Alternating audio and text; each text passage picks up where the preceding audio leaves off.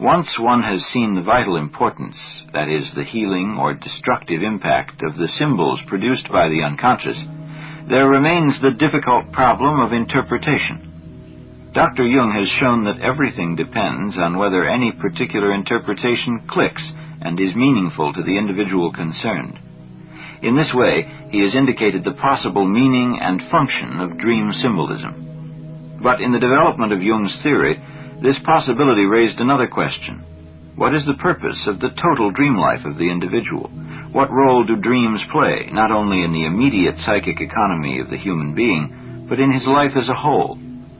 By observing a great many people and studying their dreams, Jung discovered not only that all dreams are relevant in varying degrees to the life of the dreamer, but that they are all parts of one great web of psychological factors. He also found that on the whole they seem to follow an arrangement or pattern. This pattern Jung called the process of individuation.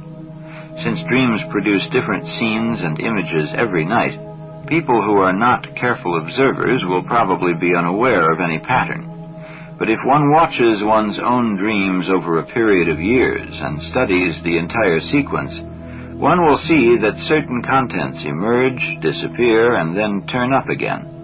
Many people even dream repeatedly of the same figures, landscapes, or situations, and if one follows these through a whole series, one will see that they change slowly but perceptibly. These changes can be accelerated if the dreamer's conscious attitude is influenced by appropriate interpretation of the dreams and their symbolic contents. Thus, our dream life creates a meandering pattern in which individual strands or tendencies become visible, then vanish, then return again. If one watches this meandering design over a long period of time, one can observe a sort of hidden regulating or directing tendency at work, creating a slow, imperceptible process of psychic growth, the process of individuation. Gradually, a wider and more mature personality emerges, and by degrees becomes effective and even visible to others. The fact that we often speak of arrested development shows that we assume that such a process of growth and maturation is possible with every individual. Since this psychic growth cannot be brought about by a conscious effort of willpower, but happens involuntarily and naturally, it is in dreams frequently symbolized by the tree, whose slow, powerful, involuntary growth fulfills a definite pattern. The organizing center from which the regulatory effect stems seems to be a sort of nuclear atom in our psychic system.